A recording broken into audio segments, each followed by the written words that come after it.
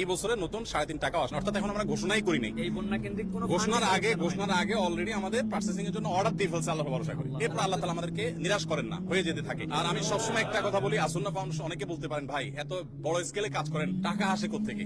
আপনারা অবাক হবেন যে গত 24 ঘন্টায় 3 লক্ষের বেশি ডিলিংস হয়েছে, অর্থাৎ 3 লক্ষের বেশি ট্রানজাকশন হয়েছে। মানুষ 3 লক্ষের বেশি মানুষ টাকা দিয়েছে, কেউ 5 টাকা, কেউ 1 টাকা, কেউ 500 টাকা, কেউ 50,000, 1 লাখ টাকা। আমাদের এখানে কোনো বড় লোকের টাকা ফাউন্ডেশন চলে না। অনেক বড় বড় শিল্পপতিরা পার্সোনালি আমাকে ফাউন্ডেশনের পুরো প্রজেক্টের দায়িত্ব নিতে চেয়েছে। আমি বিনয়ের সাথে বলেছি আপনি দোয়া করেন, ফাউন্ডেশন সর্বসাধারণ টাকা চলবে ইনশাআল্লাহ। কাজের জন্য এখানে হাজার হাজার মানুষ আসছেন, সকাল থেকে হাজার হাজার মানুষ, কত হাজার মানুষ আসছে আমরা জানি না। দুপুরে আমরা 1000 মানুষকে খিচুড়ি রান্না করে খাইয়েছি, জুমার সময় যারা ছিলেন। তবে জুমার আগে অনেকে কাজ করছেন, চলে গেছে, নতুন করে অনেকে আসছেন। আলহামদুলিল্লাহ, এটা বাংলাদেশের মানুষের জন্য বিশাল বড় একটা অনুপ্রেরণার বিষয় যে আমরা যে কোনো দুর্যোগে ঝাঁপিয়ে পড়ি। আলহামদুলিল্লাহ, আমাদের আজকে যে সমস্ত মালামাল প্যাকেজিং কমপ্লিট হয়েছে সেটা 2 ভাবে হয়েছে। এখানে যেগুলো হয়েছে এগুলো হলো সব ভারী খাবার, চাল, ডাল, তেল, চিনি, লবণ, এগুলো ইনশাআল্লাহ আমরা